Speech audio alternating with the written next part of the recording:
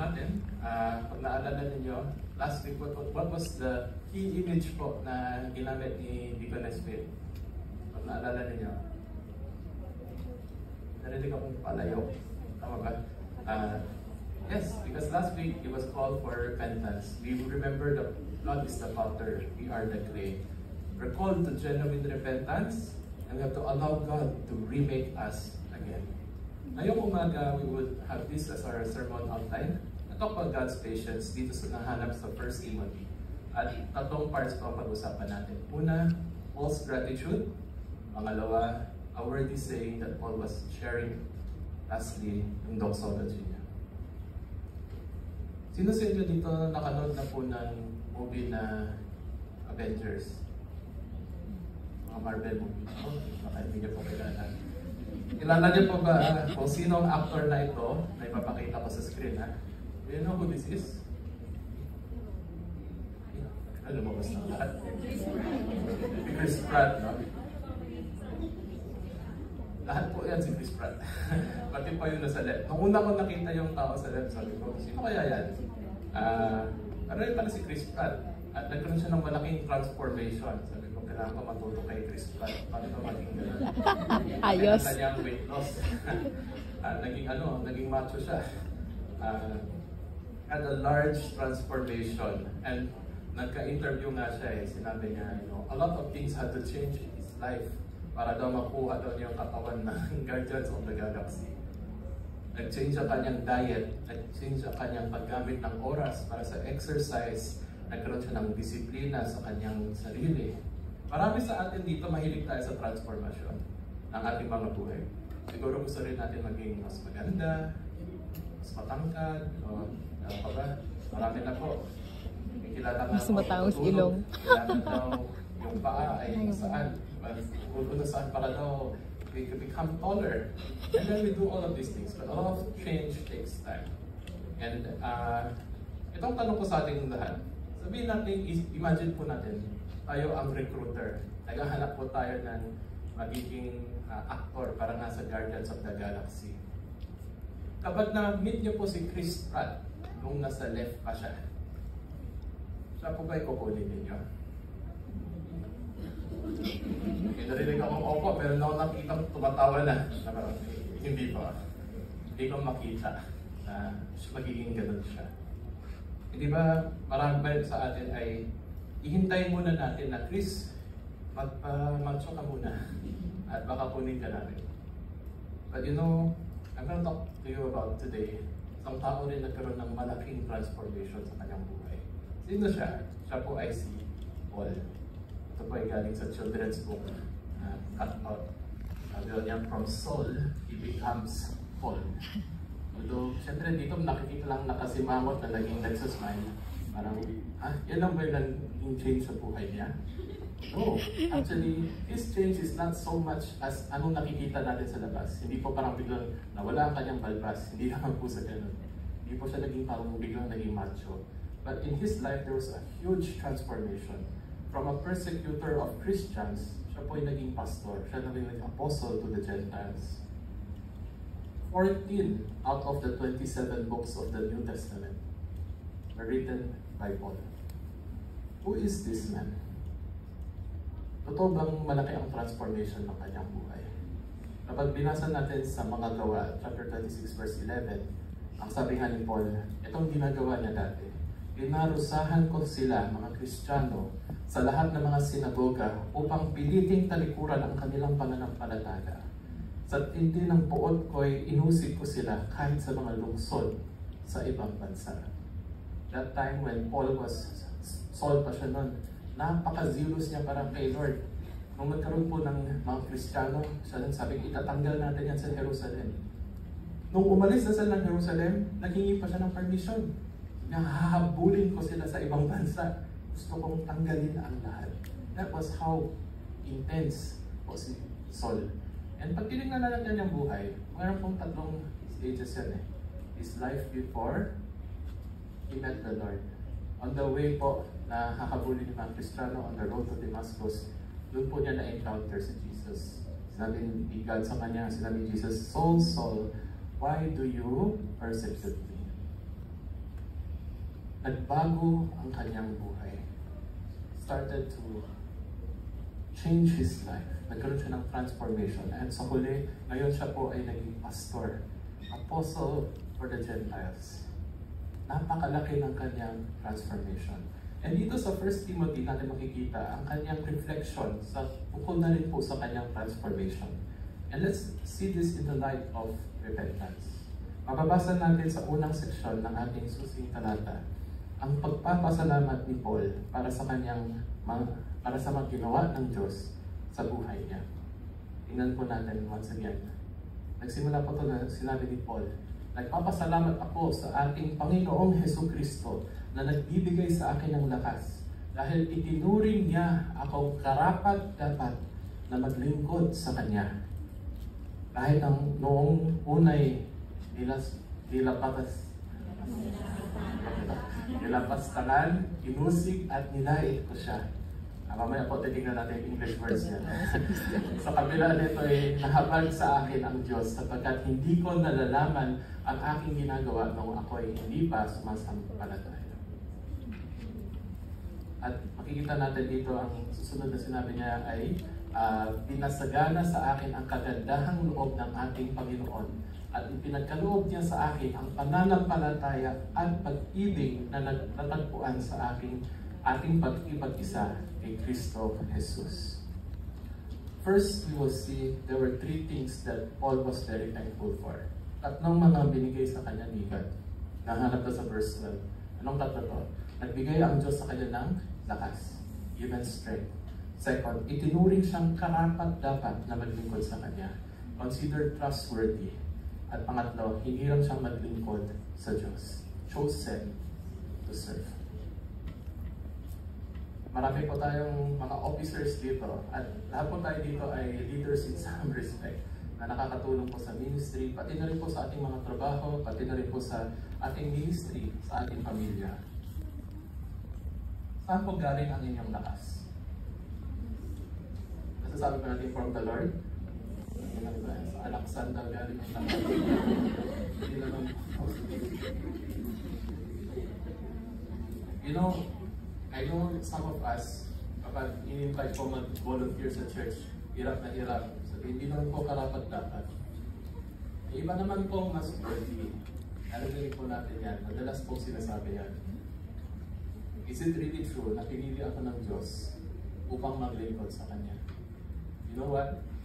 For Paul, kapag alam po natin ang buhay niya, Paul was not just any random person.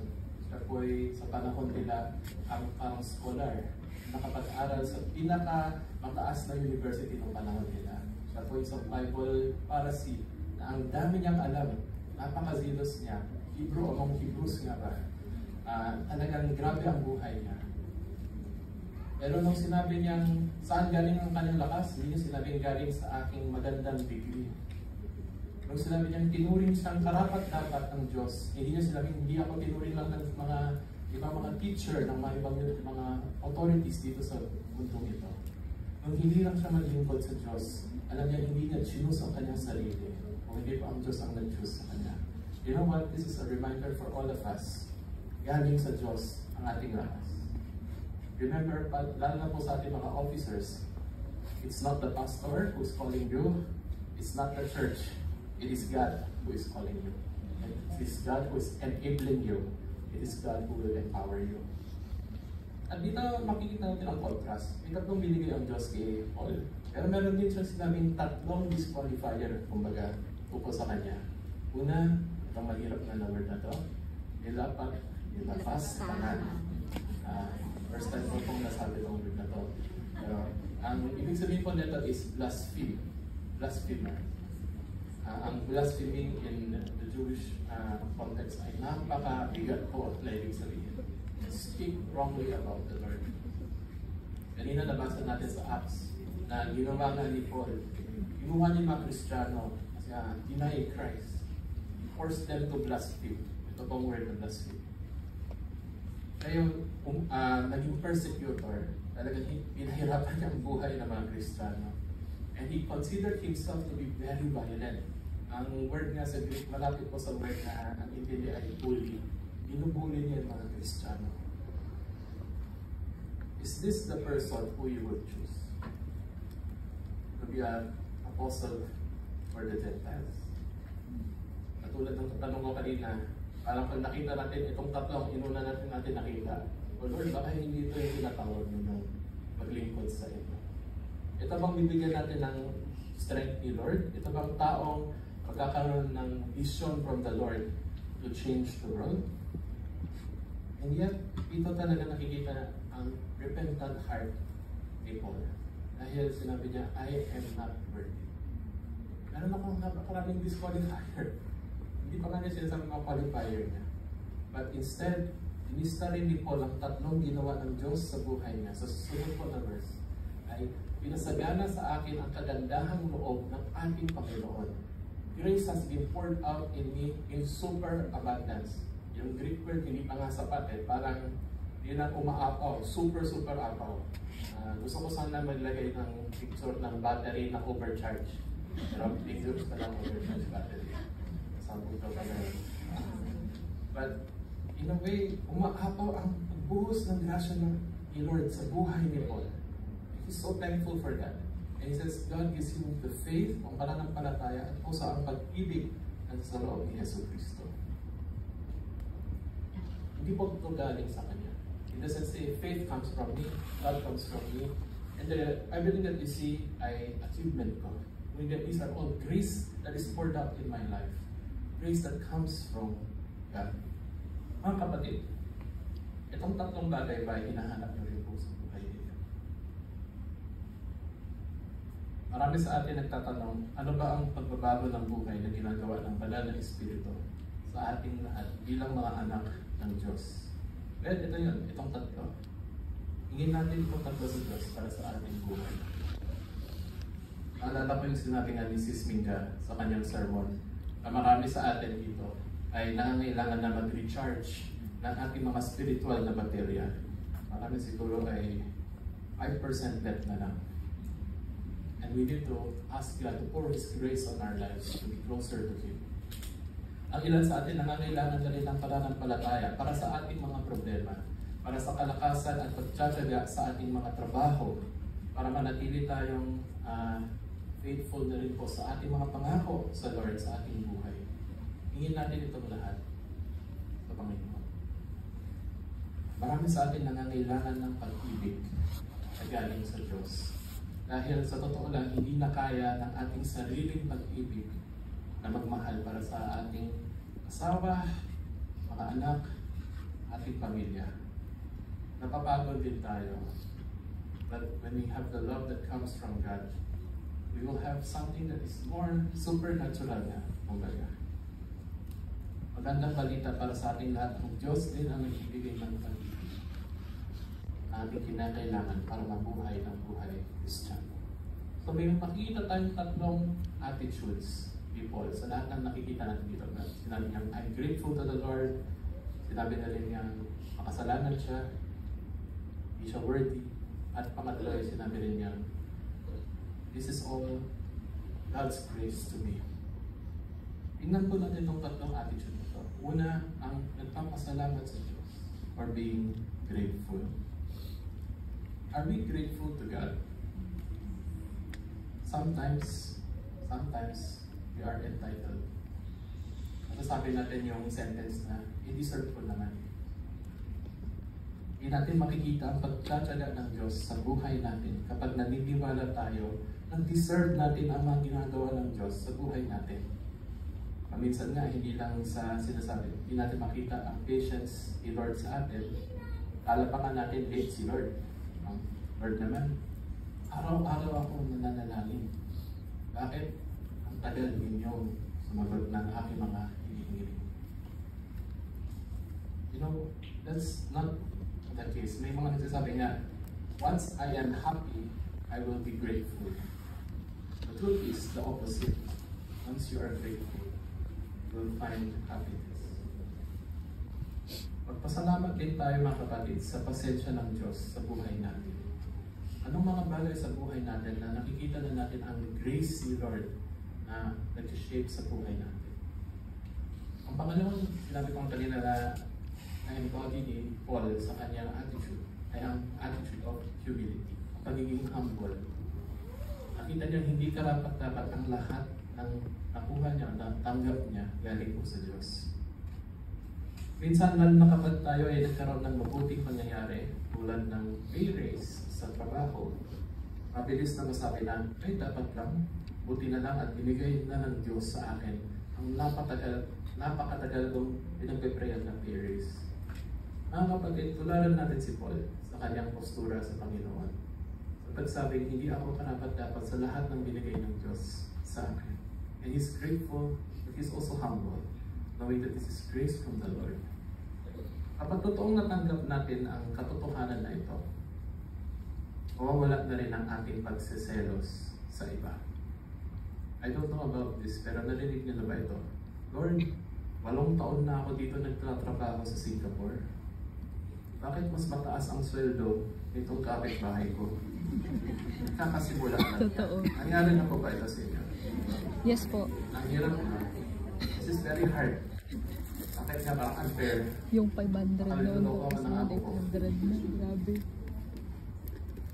If we are truly grateful, if we know that everything is a gift from God, you know what will happen? Kaya nating sabihin dun sa ating bagong kapitbahay na siguro doble ang sweldo. Praise God.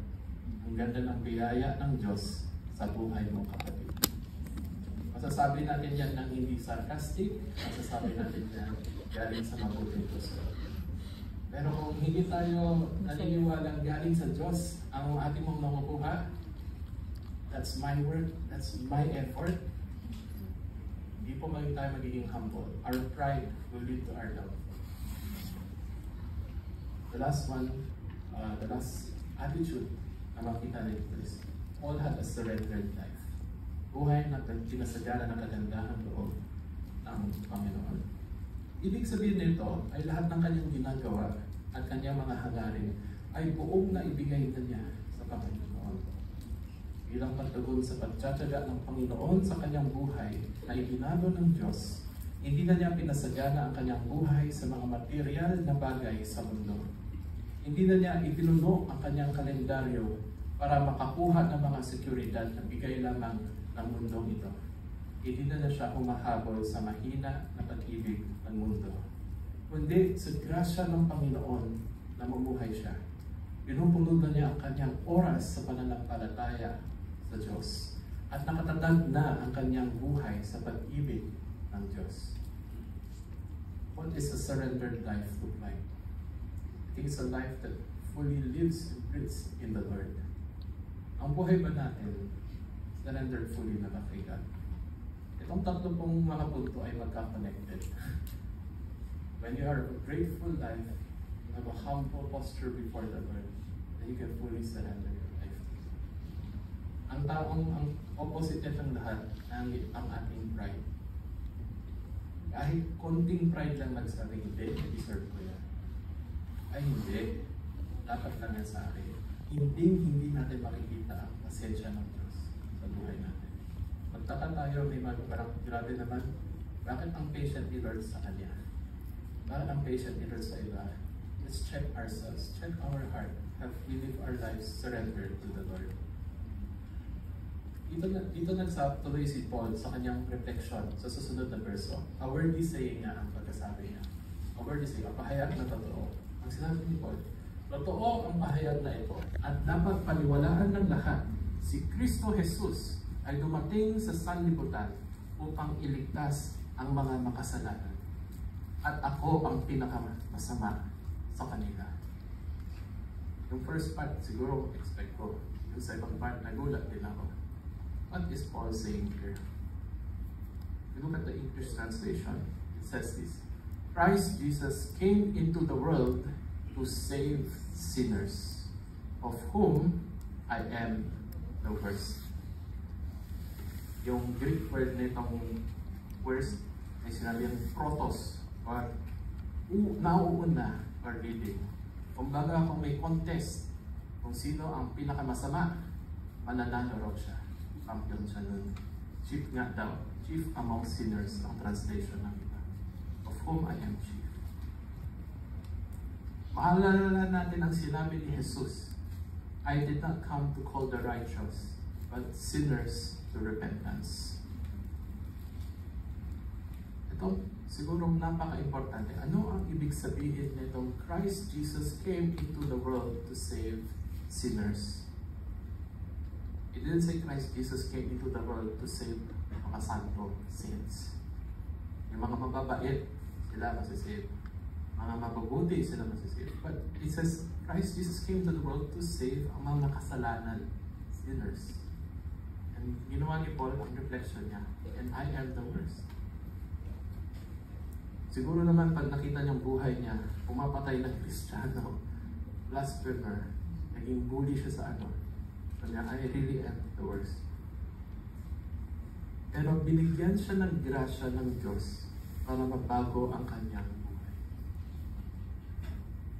Tumawag ang Diyos sa kanya para magkaroon ng pagsisisi, repentance sa kanyang mga kasalanan. Totoong matyaga ang Diyos, pero wag din po natin ipatigas ang ating mga puso sa tawag ng Diyos na magsisi sa ating mga nagawang mali. Maging mga kasalanan man to na sikreto at ikaw lang ang nakakaalam. Actually, hindi po totoo yun. Diyos din po ay nakakaalam. Patandalin sa mga kasalanan na matagal na nating ginagawa, na paulit-ulit na lang.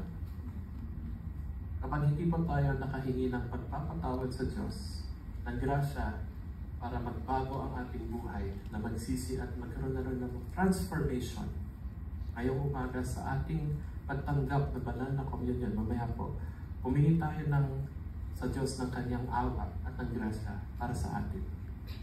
Mapapansin din natin ang sabi ni Paul dito ay pinakasama sa mga makasalanan. Ang English niya, ang pagkasabi, I am the worst, not I was the worst.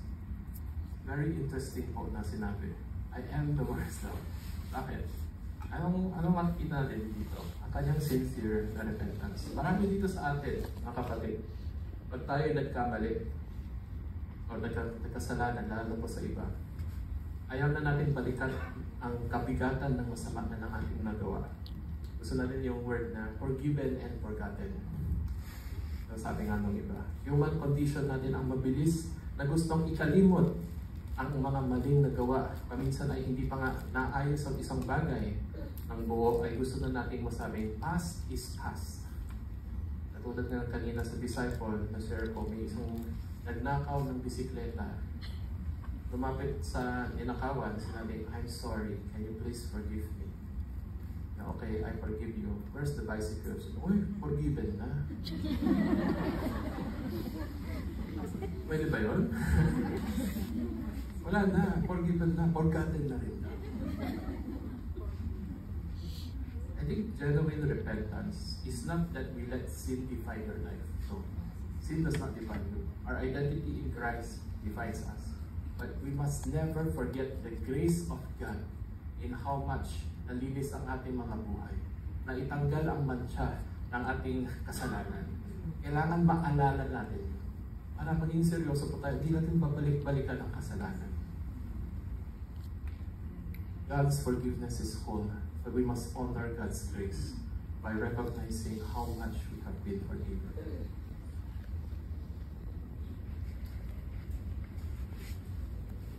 If we look at, sinabi nga ni Paul sa susunod po na verse, ngunit akong pinakamasama ay kinahabagan upang ipakita ni Kristo Jesus sa pamamagitan ko ang kanyang lubos na pagtatyaga at upang ito ay maging halimbawa sa mga sumasampalataya at ibigyan ng buhay na walang hanggan.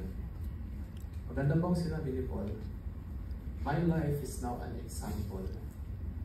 God's transforming grace for such a sinner like myself is an example of God's full mercy and patience so that others may believe and be saved. Nakita ninyo ang pasensya ng Diyos sa buhay ko at kayo pa nga, makakatanggap din kayo ng pasensya at ng grasya ng Panginoon. If we look at the word example, itong word po sa Greek ay typos, napakalalim. Pero na-check ko, ibig sabihin ay guide or trace. Ang sabi nga ng iba, parang stamp, para daw masundan ang pattern.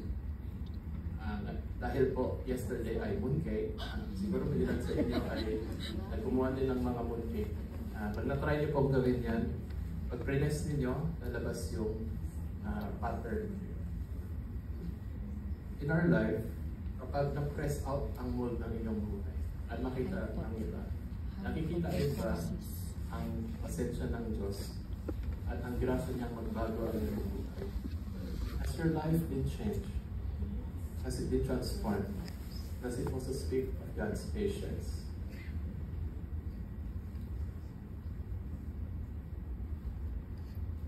Tapos si Paul with a doxology. Kakaiba nga eh. Ano sabi nga ni Paul dito is, purihin natin at luwalhatiin magpakailanman ng iisang Diyos, haring walang hanggan, walang kamatayan at di nakikita. Amen. Bakit? Saan galing to? And it's so wonderful that when Paul was thinking about how gracious and how patient the Lord is with him, it's just normal and natural na biglang lumabas na lang ang kanyang pagpupuri at luwalhatiin ng Diyos. Because if we think about it, and I'll end with this, itong illustration, naalala natin ang story ng prodigal son. Dalawang anak, yung mas batang anak, sinabi sa tatay, ay, hindi na kita mahihintay mamatay. Akin na ang aking mana. At lalayas ako sa bahay. Ang hirap siguro doon. Parang wala na nang binigay na face sa kanyang mga magulang. Pero binigay ng tatay. Umalis siya ng bahay. Matanong ko nga is, anong ginawa ng tatay simula nang umalis siya? Well, after a while, naubos na yung pera. Nagkaroon ng problema. Nagkaroon ng famine niya doon sa lugar na yun. At dahil doon ay na-force yung anak na maghanap ng trabaho. Sabi nga niya, mas mabuti pa yung kinakain ng mga pig. Isip ko mga lechon. Mga tutulang po. Pero mas mabuti pa yung kinakain nila. Umuwi na lang kaya ako at mag-sorry ako sa aking tatay. I've sinned against heaven, I've sinned against you. But as he was going home, the father, chapter 2, the father, when he saw him at a distance, begins running towards him. Inakap siya habang madumi pa ang kanyang puso. Hindi niya sinabing, maligo ka na at kayakapin kita. Tinakbuhan niya. Hindi pa matapos masabi ang buong so I'm sorry, ay sinabi na niya sa kanyang mga servant, ikatay na ang fatted calf. Na-imagine ko nun, gaano katagal naghintay ang prodigal father dito sa story na to. Siguro nung simula, kasama pa niya yung pamilya, uuwi yan. Ano lang, gusto lang lumabas with the friends. Mamaya-maya siya na lang natitira. Nung biglang narinig niya lang nagkaroon ng famine, baka sabihan, baka magising na siya, uuwi na yan. Wala pa rin. Hanggat sa dumating siya. Sa napakatuwa niyang nakitang buhay pa ang kanyang anak, welcomes him back. And the other person who doesn't want to enter the house was yung kapatid. Yung kapatid nagsabi, itong anak mo, lumayas. At ngayon, celebrate ka. Kaya ako nga, hindi ako lumayas. Ako nga mabait. Bakit? Nasaan ang aking party? Nasaan ang aking fiesta? You know, and the father says, your brother was dead and he's now alive. Let's celebrate together. Come on. Makikita natin dito ang pasensya ng Diyos. Na kapag nakita natin, paminsan tayo ba nga ang nagsiselos. Ang bait naman ni Lord dito sa mga iba. Parang napaka-iba ang buhay nila. But let us also experience the patience of God in our own life. Sino ba tayo doon sa story na yun? Baka kailangan na natin magbago at mag-repent. Ang sabi nga sa 2 Peter chapter 3 verse 9, ang Panginoon ay hindi nagpapabaya sa kanyang pangako gaya ng inakala ng ilan. Sa halip, nagbibigay siya ng pagkakataon sa lahat sapagkat hindi niya nais na may mapahamak, kundi ang lahat ay makapagsisi at tumalikod sa kasalanan. God is patient because He wants to call us to repentance. So, what is our response to God's patience and grace? Ngayong umaga, let us search our hearts. When we worship the Lord, katulad din ni Paul, in doxology siya, tinataas ang Diyos. He points others to the grace of God, to what God has done, to the personhood of God. Meron siyang kanyang gratitude at humility. Or tayo ba ay nagkakaroon ng response na entitlement? Ay, deserve ko naman yan. Kaya express yung grab ni Lord sa buhay ko. Paminsan, ang entitlement, hindi naman para sa sarili natin. Pero kung nagsiselos tayo sa iba, they don't deserve it. Iba sa atin, ang pasensya ng Diyos, inaakala natin infinite. Forgive naman ng forgive si Lord. Okay lang ma-abuse. I think abusing God's patience is not a sign of gratitude.